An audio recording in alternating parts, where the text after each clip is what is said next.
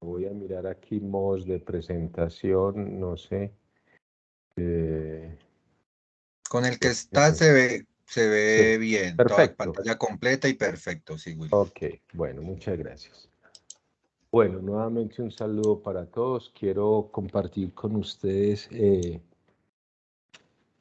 unos conceptos estadísticos. Aquí no vamos a salir formados pues como estadísticos, pero sí al menos con un conocimiento de técnicas y principios que nos permitan o que les permitan pues a ustedes ahondar un poquito más en el manejo o administración de la información.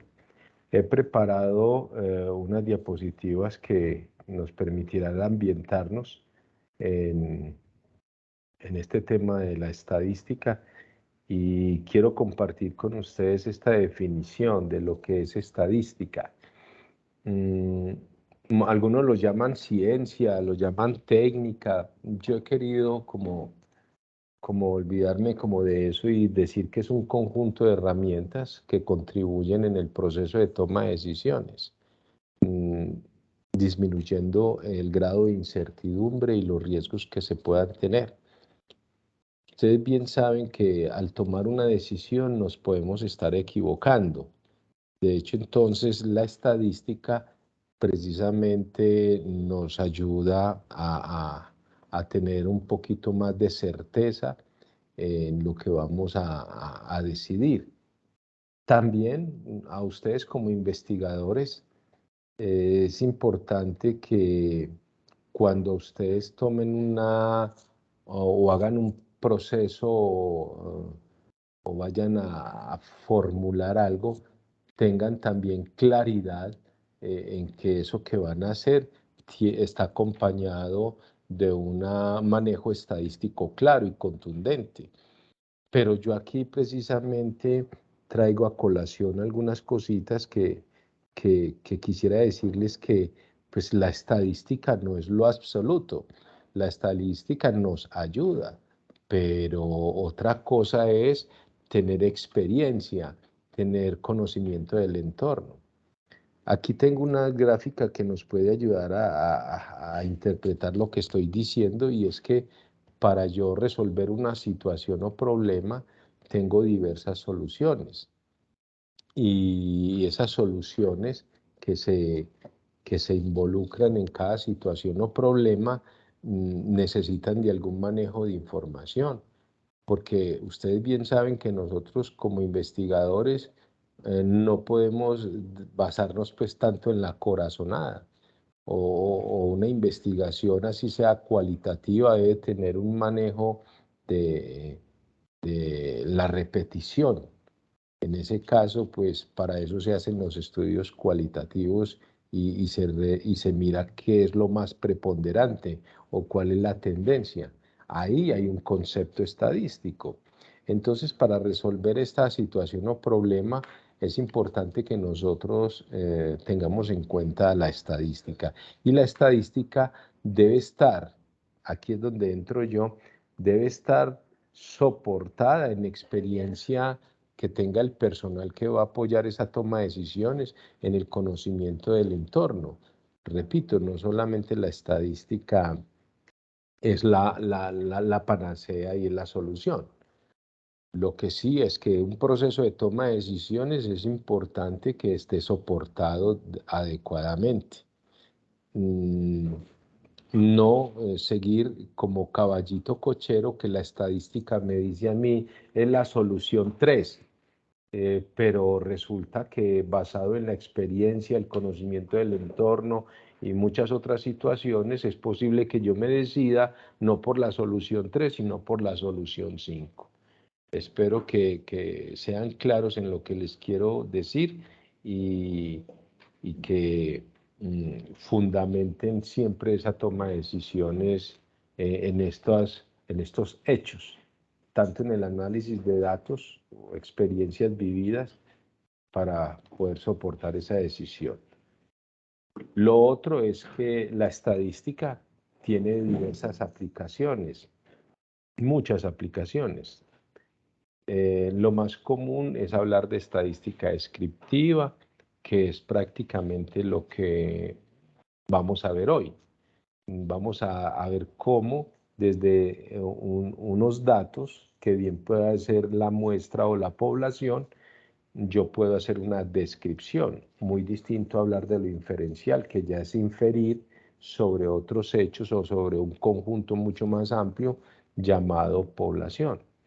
La estadística multivariada que ya es no tomar una o dos variables, sino tres o más variables, y son modelos matemáticos más complejos. Aquí no vamos a hablar de ello. Y la estadística no paramétrica, que es muy importante para ustedes, porque ahí no hacemos mediciones, ahí lo que hacemos es registros de algunas características de una población o de algún proceso, y esos registros nos van a quedar de manera categórica. Por decir algo, la satisfacción la tenemos clasificada en 1, 2, 3, 4, 5, donde 1 es tal cosa y 5 es tal cosa, o 2 es tal cosa, 3 es tal cosa. El sexo o el género de la persona, nosotros podemos hablar de masculino o femenino, pero lo llevamos a categorías, 1 o 2. El estrato socioeconómico, nosotros ya sabemos que existe una clasificación de los estratos socioeconómicos y por eso se viene la estadística no paramétrica. Entonces, toda esa información que no es cuantitativa, sino cualitativa, se lleva a categorías. Y también existe modelos matemáticos que permiten tratar esa información. El día de hoy, pues, hablaremos de las cuantitativas. Y ahí, como ustedes ven en estadística descriptiva, todo esto aplica para variables donde se hacen algunas mediciones o conteos.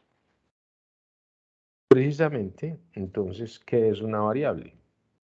En un estudio, son características o propiedades del objeto al cual estamos observando o analizando. De esas variables las podemos clasificar en cualitativas o cuantitativas, donde las cualitativas son más descriptivas o categóricas, ya lo habíamos dicho, y para ello, por ejemplo, el género lo llamamos 1 o 2 o 1 o 0, el estado civil también decimos 1, 2, 3, 4, hay diversas formas de hacerlo de manera nominal, ordinal, pero en fin. A nosotros nos llaman la atención las cuantitativas, donde las cuantitativas tenemos unas que se miden y otras que se cuentan. Por ejemplo, número de estudiantes que, ahí yo no estoy midiendo, estoy contando o estoy registrando.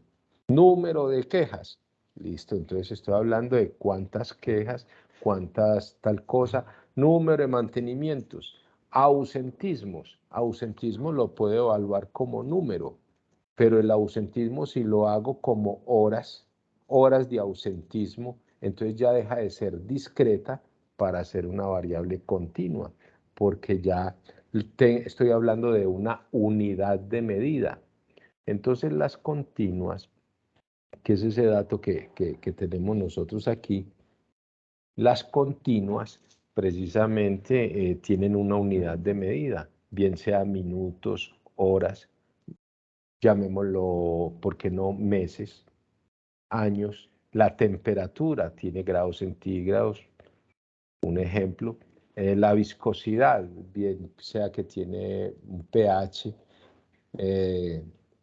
gastos en pesos, ingresos en pesos, consumos de energía, kilovatios hora, consumos de agua, metros cúbicos. Todo eso son variables cuantitativas, pero continuas. Entonces, la edad de una persona es discreta o es continua. ¿Ustedes qué creen?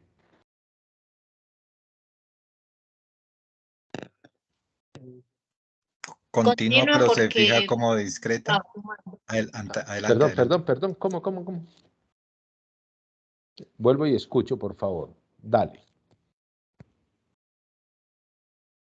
Por favor, ¿la edad es continua o es discreta?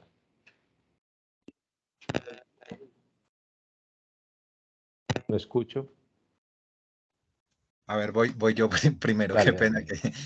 No, yo decía que es continua, pero se fija como discreta en años, porque pues en realidad uno podría decir que es permanente y que va cambiando en días, meses, horas, pero pues siempre la fijamos como en el número de años y la volvemos discreta. Ok, pero acabaste de decir número de años. Años es una unidad de medida, entonces sigue siendo continua. Ah, Correcto, listo, gracias. correcto. Muy bien. Entonces, por ejemplo, tú tienes 40 años.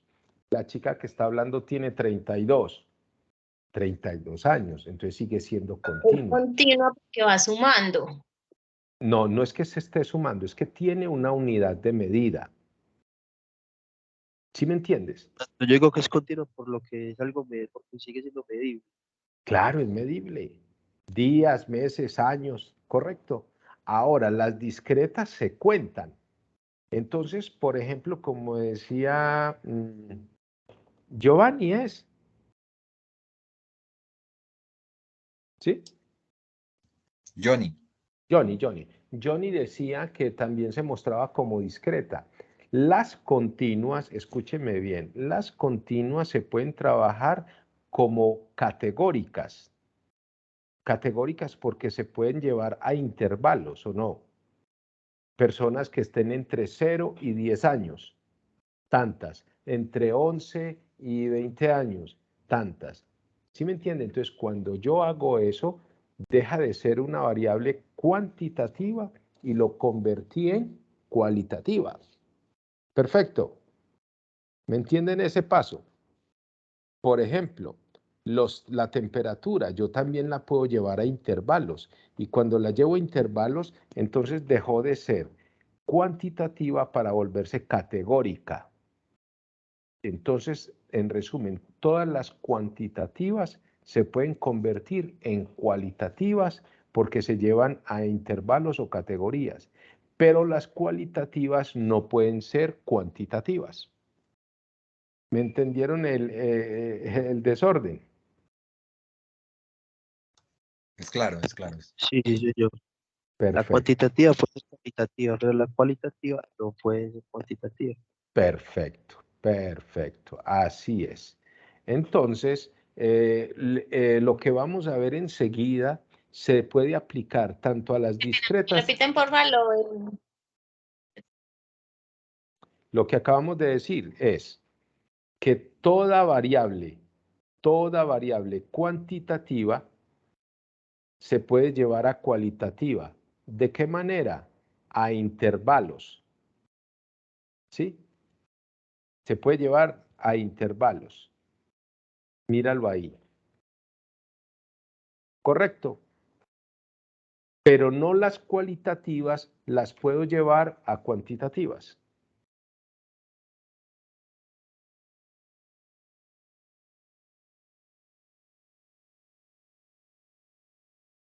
¿Entendiste?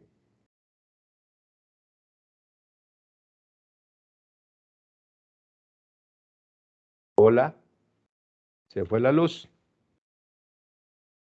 Pregunto, ¿entendiste? ¿Cuáles son las cualitativas?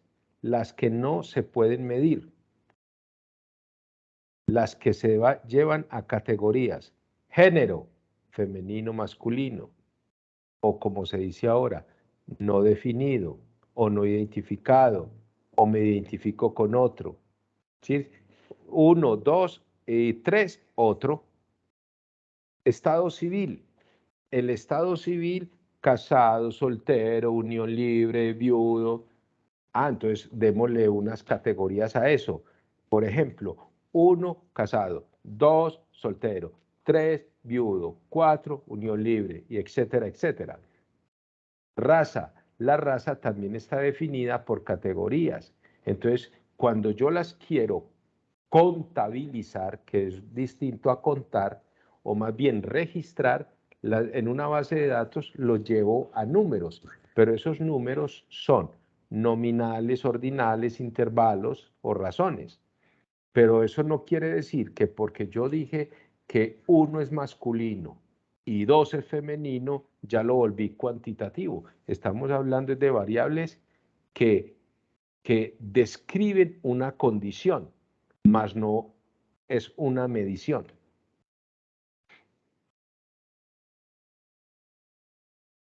Por ejemplo, si yo digo número de asistentes a esta charla, ¿eso es qué? ¿Cualitativo o cuantitativo? Cuanti. Cuanti. Si yo digo de los asistentes, ¿cuántos tengo femeninos y cuántos masculinos? Quali. Quali. Si yo digo el estrato socioeconómico de ustedes, de los que están aquí asistiendo, tengo 1 en estrato 1, tengo 3 en estrato 2, tengo 4, ¿eso es qué? ¿Cualitativo o cuantitativo? Quali. Quali.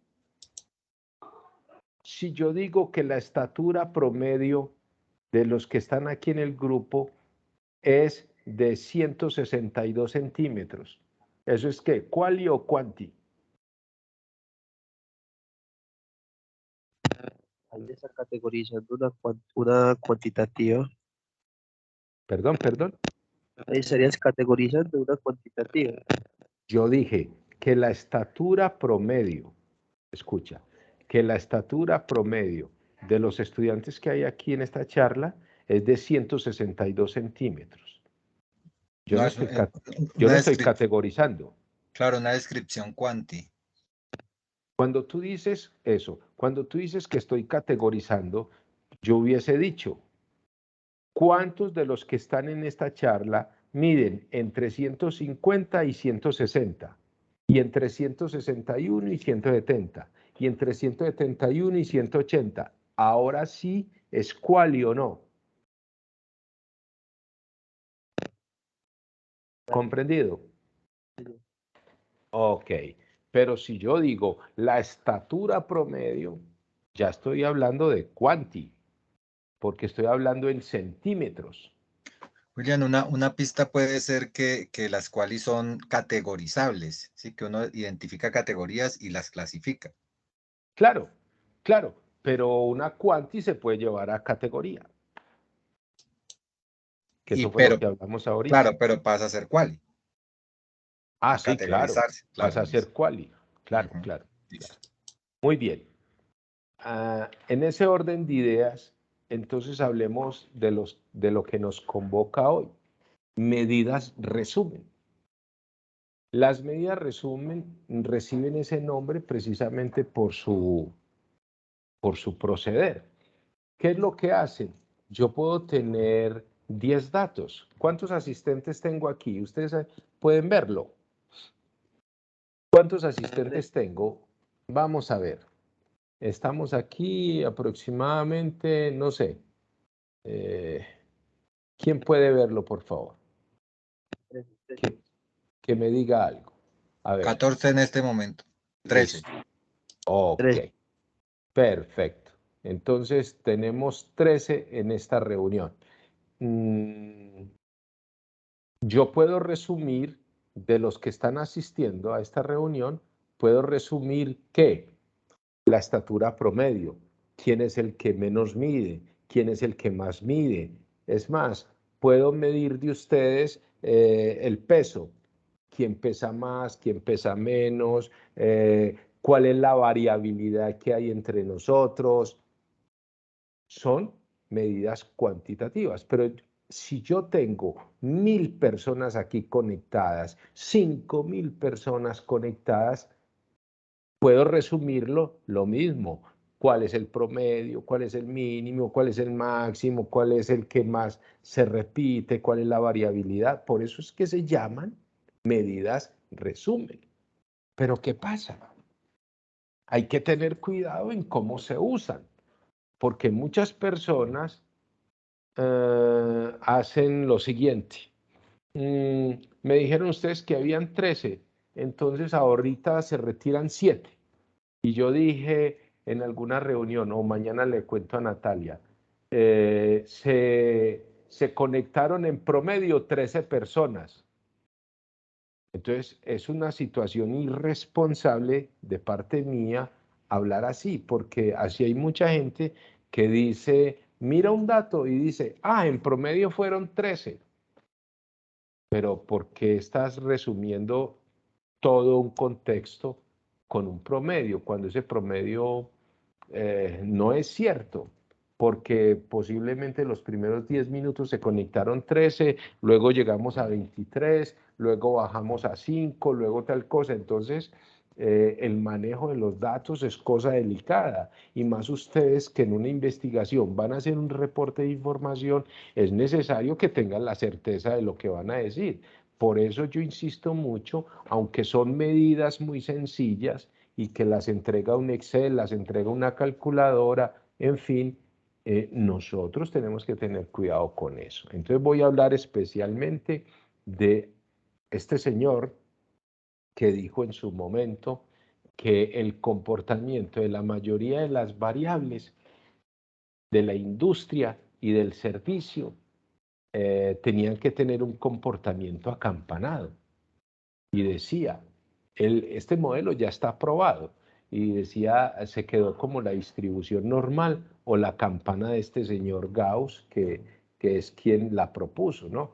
Nosotros no vamos a cuestionar su modelo matemático y mucho menos, pero él ya hizo muchos ensayos, ya eso fue probado y dijo, la mayoría de las variables en los procesos industriales y de servicio deben tener un comportamiento normal. Pero hubo otro señor que dijo, la vida útil de un aparato, de las lámparas, debe tener un comportamiento exponencial.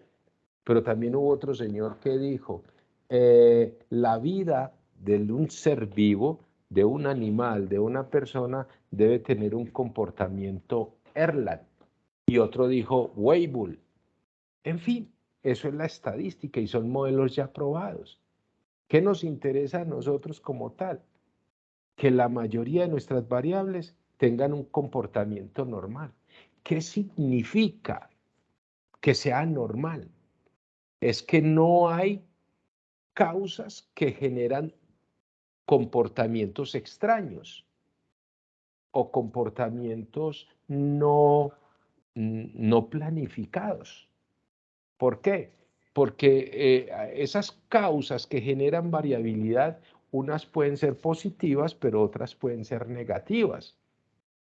Entonces, es importante saber determinar cuando vamos a tomar una decisión de que la variable se comporte normal, porque yo puedo tomar decisiones sobre algunos comportamientos o variables no normales y entonces las decisiones que se vayan a implementar no sabemos si van a surtir el efecto o no. ¿Por qué? Porque si no es normal, quiere decir que está afectado por causas extrañas, bien sea positivas o negativas, pero tenemos que probar la normalidad. Es más, esas otras distribuciones probabilísticas que te mencioné, la exponencial, la Erlang, la Weibull, es más, la binomial, la Poisson, todas esas, nacieron de esta idea de este señor. Por eso la distribución normal se conoce como la distribución probabilística madre. ¿Por qué tengo ahí en rojo, como ven ustedes, que dice debe aplicarse a muestras o tamaños mayores o iguales a 30? Porque este señor así lo probó, Que ¿cierto? Dime. no puedes compartir la pantalla del computador para tomar nota. Perdón. Es que no les estoy compartiendo. No, señor. Pena con ustedes. Te agradezco mucho el llamado. ¿Sí? Estaba diciendo que estamos hablando de las medidas resumen. Perfecto. Que estas medidas resumen, debe tenerse cuidado en cómo se van a usar, así sean muy simples y de uso muy común para algunas industrias, para algunas empresas y para algunos investigadores. Entonces estaba hablando de la distribución normal, que este señor precisamente decía que el comportamiento de las variables debería de ser acampanado. Ahora sí la están viendo, ¿no? Sí, estamos de acuerdo. Sí, señor, ya la estamos viendo. Perfecto. Ok. Sí, sí, a mí no me interesa que ustedes, yo venir aquí a explicarles la fórmula, estamos hablando del concepto.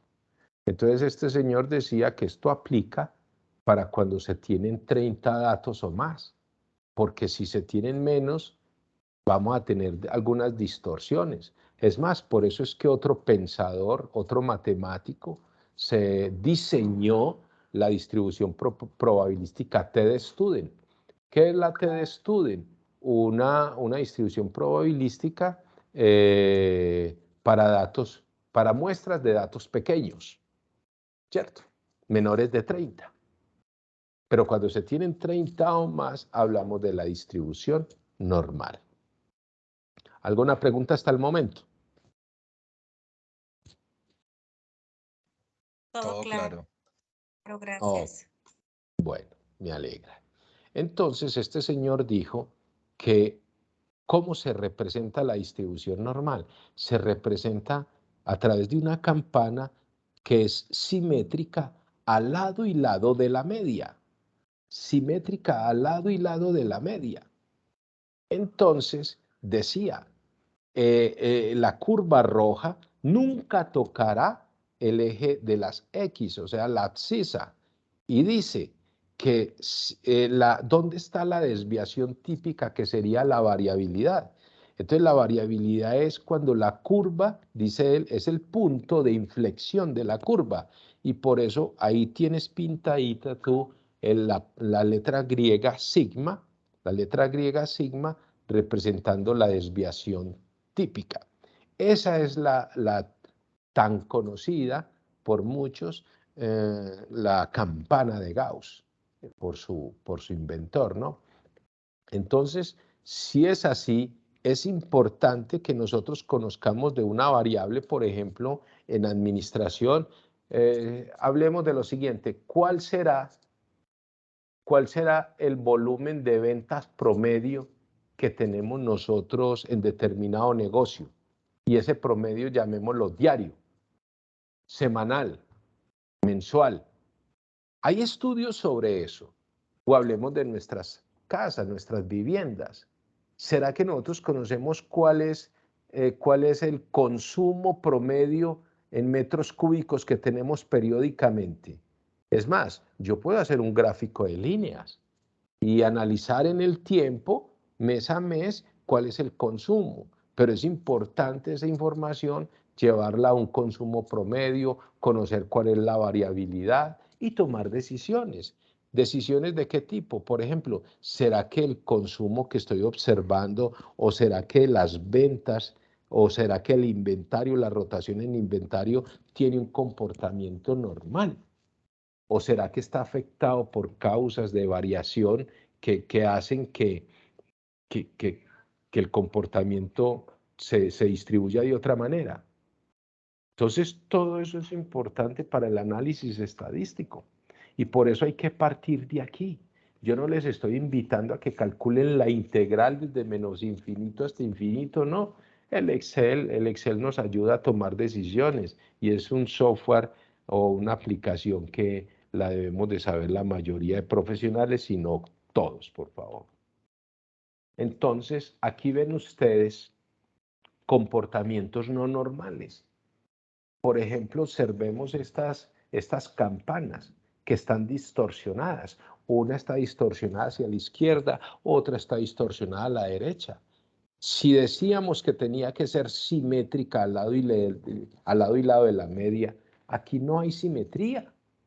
Entonces, ese es donde tengo la flecha roja, eso quiere decir que hay un sesgo, bien sea un sesgo a la derecha o sesgo a la izquierda. Y eso es motivo de investigarse. ¿Qué fue lo que pasó acá para poder tomar decisiones? Si las causas fueron positivas, para mejorar. Y si las causas fueron negativas, entonces para eliminar. Ahorita dije mejorar, para implementar, para seguir así. Por ejemplo, si la gráfica de la izquierda se trata de quejas, se trata de quejas que nos están llegando. Esa cola hacia la izquierda, eso es algo positivo. Quiere decir que hubo algunos periodos de tiempo, llamémoslo semanal, que hubo algunas semanas donde el número de quejas fue tan bajo, porque aquí voy a tratar de escribir, aquí en el eje de las X va el número de quejas, y aquí en el eje de las Y va el número de semanas en que se presentó tal número de quejas. Entonces, este sesgo que tenemos aquí a la izquierda, este sesgo quiere decir que durante algunas semanas se presentaron pocas quejas, porque recuerde que las quejas van desde 0, 1, 2, 3, 4, ¿cierto? Entonces, hacia la izquierda quiere decir menos quejas. Entonces, quiere decir, este periodo de tiempo se portó mucho mejor que este otro, y hay que investigar ese sesgo. Ese sesgo puede ser porque, digamos, alguien no anotó, no registró las quejas, o porque, sí, eso se llama subregistro, o fue tan positivo que se trabajó también a satisfacción con el usuario y no hubo manifestaciones de quejas. Pero el del lado derecho ya quiere decir otra cosita, que hubo periodos de tiempo donde el número de quejas fue superior a lo normal, porque lo normal está aquí, donde está casi que la campana, ¿no? La mayoría de datos están acá, pero estos periodos de tiempo que quiere decir que, hombre, hubo más quejas en estos periodos de tiempo de lo normal. Hay que investigar, bien sea que registraron mal, bien sea que verdaderamente hubo insatisfacción en la prestación del servicio. Entonces, eso, dicho de otra manera, por favor, tanto uno como el otro son comportamientos no normales. ¿Qué quiere decir no normal? Que está afectado por causas especiales de variación. Entonces, estadísticamente no es normal. Y ahí es donde nosotros ayudamos a tomar decisiones.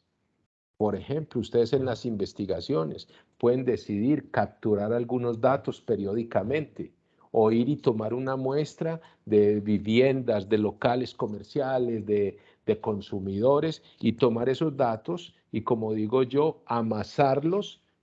El Excel me hace el gráfico del histograma y me dice, venga, aquí está sucediendo esto. Entonces, como mínimo hacer esas cosas, porque se llama así. Medidas resumen, con la media, la mediana y la moda hago algunas cosas interesantes. Y lo otro es analizar la dispersión. Porque, por ejemplo, hablemos de la edad promedio de los asistentes. La edad promedio de los asistentes, voy a jugar con eso. La edad promedio de los asistentes es de 30 años. Entonces aquí puede haber una persona mayor y decirme, ojalá. ¿Y por qué? Porque yo tengo 48, yo tengo 51. Y me dice otro, no, pero es que yo tengo 19, yo tengo 20. Entonces, hablar en forma de promedios es peligroso, porque el promedio esconde variabilidad. Es una medida resumen, pero esconde variabilidad. Por eso es que es necesario estudiar la variabilidad, no solamente la media, mediana, moda, en fin, sino analizar la dispersión. Y esas dos gráficas que ustedes ven abajo me están diciendo, por ejemplo, que hay mucha variabilidad. Hay mucha variabilidad en el caso de esta campana. Vamos a ver. En el caso de esta campana quiere decir que hay mucha variabilidad. Ejemplo, aquí en el grupo tengo personas con mucha edad o tengo personas con poca edad. O, perdón, más bajo de lo normal. Y si yo hablo del promedio, estaría diciendo cosas equivocadas, porque la estadística o el promedio como tal es una medida que sola es peligrosa. hay que acompañarlo de algún otro dato, bien sea con el mínimo o con el máximo o con una desviación estándar para poder evaluar si verdaderamente ese promedio es confiable para tomar decisiones. Pero esta otra gráfica que estás viendo ahí, esa gráfica no es una campana normal, es una campana distorsionada o apuntada o empinada, como se dice. Y ahí es necesario revisar el sistema de medición para ver si no estamos cometiendo algún error al tomar los datos. O si todo está muy bien, tendríamos que preguntarnos si no me están adulterando la información.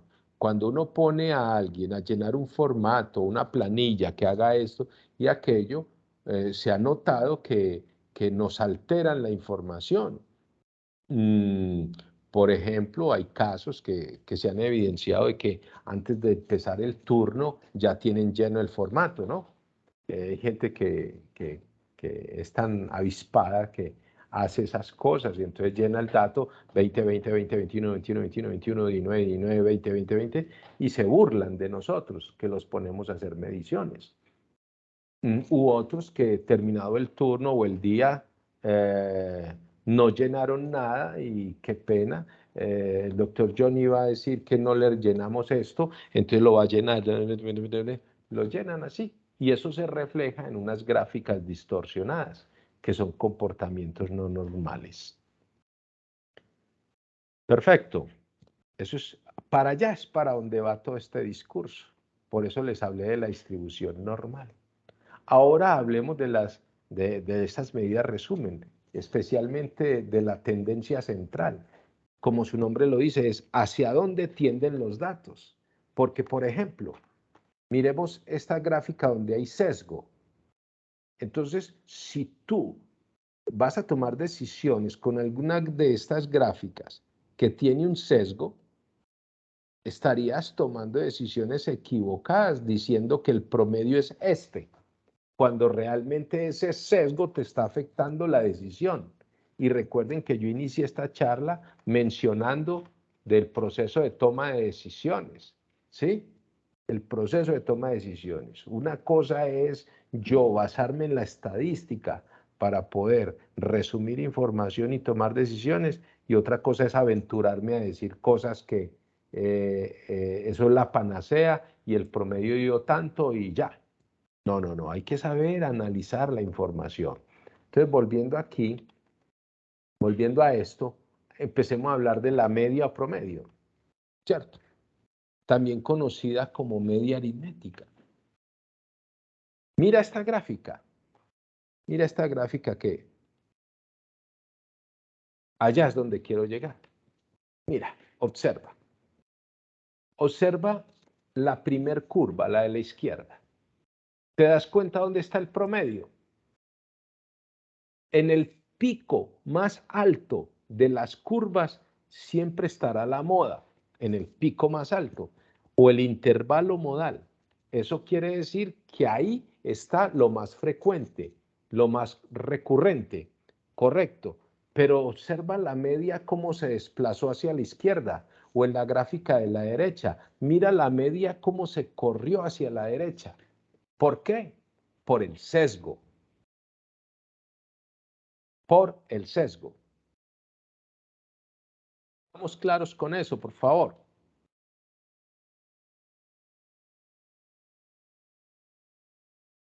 ¿No? Vuelvo y les muestro. La de la mitad es lo que estábamos hablando.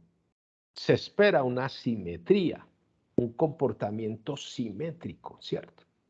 ¿Quién me evalúa si es simétrico o no? ¿Quién me dice si hay un sesgo a la izquierda o hay un sesgo a la derecha? Este coeficiente de asimetría. Pero observen ustedes aquí en las distintas curvas que la media se ve afectada por valores extremos. Por valores extremos. Entonces la media, por eso te dije, la media es muy fácil o el promedio es muy fácil de calcularse, ¿cierto? Y nosotros utilizamos mucho el promedio. Pero resulta que el promedio se afecta por valores extremos. Entonces es muy sensible. Ah, la moda. La moda es lo más frecuente. Sí, pero la moda se utiliza también para tomar otro tipo de decisiones. La mediana. La mediana significa el 50%. ¿Dónde está ubicado el 50% de los datos? Pero como puedes ver, tanto en la curva de la izquierda como en el de la derecha, la mediana también me está diciendo de pronto mentiras por el sesgo. ¿Sí o no? Porque tú ves la curva más abollonada, llamémoslo así, más robusta, hacia un lado que en el otro. Por eso es que estas dos curvas que están al lado izquierdo y al lado derecho, se dice no hay normalidad. Por eso es que hay que buscar normalidad. Imagínate tú apoyando una empresa en una investigación para tomar decisiones sobre el manejo de la producción o sobre los inventarios o sobre las ventas o sobre los tiempos y tú tomando decisiones sobre comportamientos no normales. El Excel fácilmente nos entrega este resumen estadístico y nos dice, vea, la media es tanto, la mediana es tanto, la moda es tanto, pero también me dice, y el coeficiente de asimetría, que es el que mide el sesgo, está bien o está mal, pero eso es lo que tenemos que entender nosotros. Correcto. Entonces vuelvo y te repito, un promedio es una medida fácil de calcular, ¿cierto? Todos sabemos que la suma de todos los datos divide el número de datos. Listo. Pero ojo, que estoy hablando del promedio aritmético, no de un promedio armónico, no de un promedio geométrico, es un promedio aritmético, algo sencillo, ¿sí? Pero por eso es que se llama un valor representativo de un conjunto de datos. Pero un valor representativo si fuese simétrico, si fuese normal. Pero con las curvas de la izquierda y la derecha, sabemos que no es un valor representativo. Por eso tengan cuidado pues con los promedios. Y ya te dije que la la mediana es el valor central, o sea, es un valor posicional, el que está en toda la mitad, y que aunque me dice el 50% de mis datos está entre tanto y tanto, o sea, entre el mínimo y ese valor, o entre ese valor y el máximo, hay que tener cuidado también y hay que probar normalidad. Hay que probar normalidad. Y para probar normalidad rápidamente existe el coeficiente de asimetría en cuanto a medidas de tendencia central. Porque hay otra prueba que es la prueba de bondad de ajuste, la prueba chi cuadrado. La moda, pues el valor más frecuente, ya les dije, son los picos que ustedes ven ahí. Ahora, si hablamos del coeficiente de asimetría, que lo entrega el Excel, se conoce como el sesgo, debe estar entre -2 y 2 para poder decir que el comportamiento de la variable al menos es simétrico, que la tendencia es al centro y no con sesgo de izquierda o derecha. Las otras medidas son medida de dispersión. La medida de dispersión es importante entenderla porque la dispersión es la que afecta también el proceso de toma de decisiones. ¿Qué tan confiables son los datos de medidas de tendencia central? Para eso tendría uno que empezar a decir, hombre, el rango, ¿para qué me sirve el rango? El rango es el mayor menos el menor, pero no, si yo no tengo una medida para compararme, el rango no sirve para nada. Lo mismo que el coeficiente de variación, que es la dispersión medida en términos porcentuales. Pero si no tengo contra qué compararme, tanto el rango como el coeficiente de variación no me sirven para nada. Pero si yo voy a hablar de una verdadera variabilidad, tendría entonces la desviación estándar. La desviación estándar sí es mucho más importante. ¿Por qué? Porque la desviación estándar me dice qué tanto nos estamos alejando del promedio. Vuelvo y te repito. ¿Qué tanto nos estamos alejando del promedio al lado y lado, al lado y lado? Recuerda que por ahí te pinté en cada una de esas tres curvas que hay ¿dónde está la desviación típica? Supongamos, vamos a ver si busco por aquí un lápiz. No, que me muestre aquí esto, un lápiz. Vamos a ver si aquí tengo pluma. Vamos a pintar la media en estas tres curvas. Obsérvelo aquí. Esta es la media. ¿La están viendo, por favor? Sí, ¿Cierto? se ve claro. Ok, entonces pintemos la desviación estándar en cada una. Mira esta. Aquí, aquí hay otra y aquí hay otra. ¿Cuál tiene más dispersión? ¿Cuál tiene más dispersión? ¿La que está La de achatada o no? abajo. Ujú. Eso, la que La de está arriba. achatada. No, la de arriba, la empinada, esta, tiene, recuerda, una desviación típica muy pequeña, pero hay que dudar de ella. Recuerda que cuando la campana es empinada, tenemos que dudar de esos datos, porque no es normal. De esas tres campanas, ¿cuál es normal? En este caso sería la última. ¿Cuál es la última? Dime. Dime por colores. La rojita, porque si la de arriba con mayor curva. Dice que ahí es donde hay que dudar. Entonces, Mira, te voy a decir lo siguiente. Vamos a ver si esto hace algo aquí. Vamos a ver si esto me borra. No. Vamos a ver, borrar todo. Listo. Vuelve y juega. Tengo tres curvas. Aquí está el promedio. Listo, de las tres. Esta, la azul, muy empinada. La roja, muy achatada. ¿Sí o no? Entonces, ¿qué quiere decir? Del azul quiere decir que tenemos que dudar por si los datos son tan precisos o no, porque tiene una altura muy empinada. Pero de la roja es que está muy achatada y muy dispersa hacia los lados. Mientras que la que está en negro, tiene un comportamiento más de campana, ¿o no? ¿Cierto? sí, proporcionadas las puntas no son. Es correcto. Entonces, gracias a Dios, entonces de acuerdo a estas gráficas nosotros podemos decir, oíste, ¿y cuál es la desviación típica? Entonces tú trabajas en una distribuidora de productos cosméticos y me dices, William, el tiempo de entrega de nosotros está en 1.7 días en promedio, con una variabilidad de 0.43 días. Ah, bueno. Y tu otro compañero, ¿no? Él también trabaja en una distribuidora de cosméticos y su promedio está en, ¿cuánto fue que te dije a ti? En 1.7 días en promedio.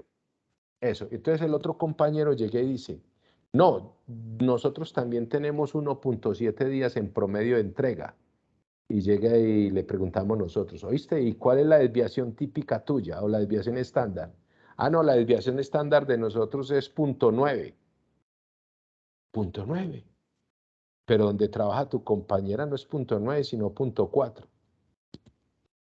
¿Qué quiere decir eso? Que hay menos dispersión, ¿o no?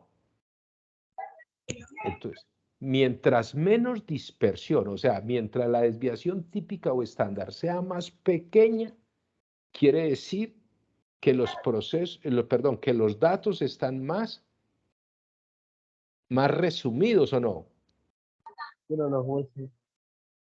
Que no hay tanta variabilidad que me pueda estar afectando la toma de decisiones.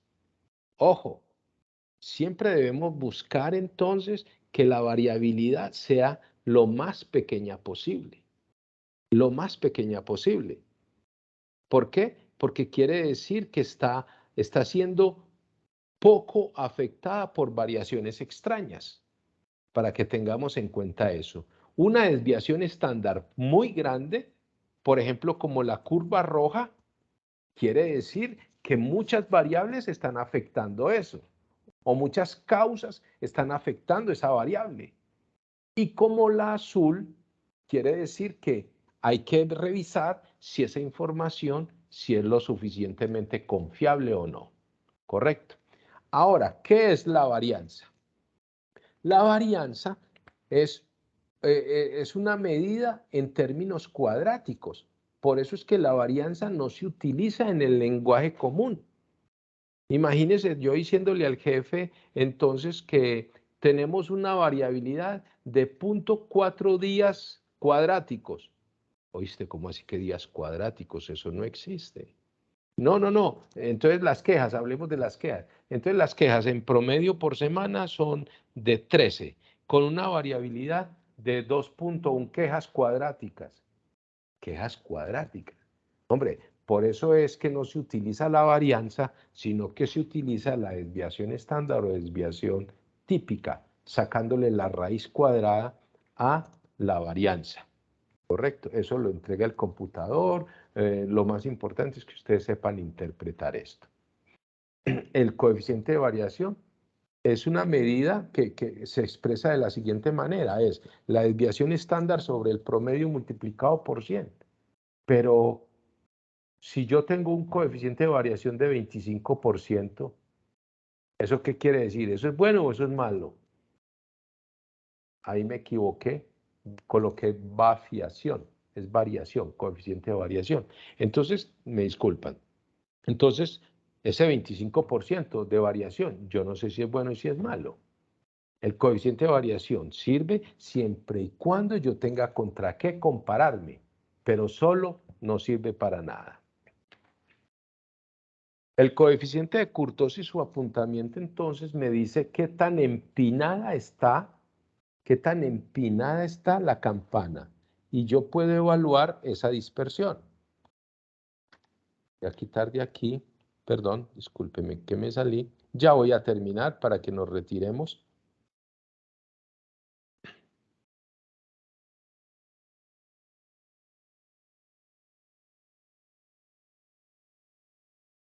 Aquí.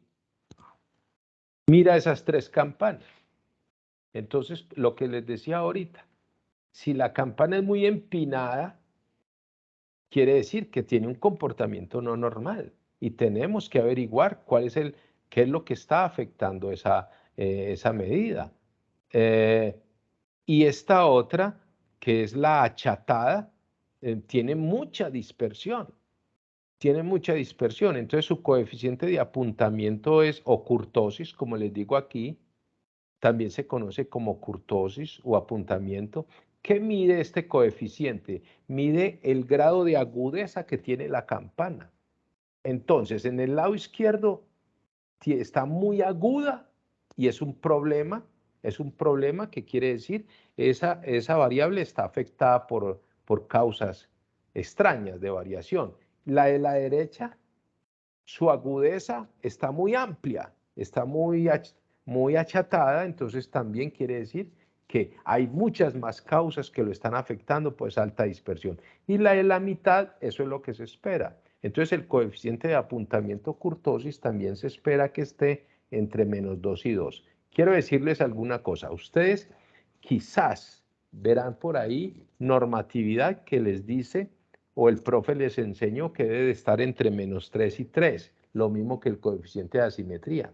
Yo ya estuve haciendo algunas lecturas porque en muchos casos he encontrado que el coeficiente de apuntamiento me da 2,7, 2,5, 2,3 y yo noto que la gráfica me muestra otra cosa. Entonces me encontré por ahí una discusión de algunos pensadores matemáticos hace muchos años que decían que tenía que estar entre -2 y 2, otros decían entre -3 y 3. La explicación, la decían ellos, es que es más confiable tomar decisiones entre -2 y 2 y juzgar la normalidad. Por eso yo cambio esa teoría que hay por ahí de los libros de que dicen que entre -3 y 3 y me caso con esta de -2 y 2. Ya hay otras medidas pues distintas. como las medidas exploratorias de datos. Ustedes han escuchado hablar de los cuartiles. Los cuartiles es dividir todos mis datos, es dividir mis datos en 4 partes. Ahí están, en 4 partes. Y entonces el cuartil 1 significa el 21%, el 25%. Pero el cuartil 2 es la mediana, es un valor posicional. Entonces, precisamente, la mediana me dice entre qué y qué está mi 50%. Entre qué y qué está mi 50%. Lo mismo es el cuartil 1.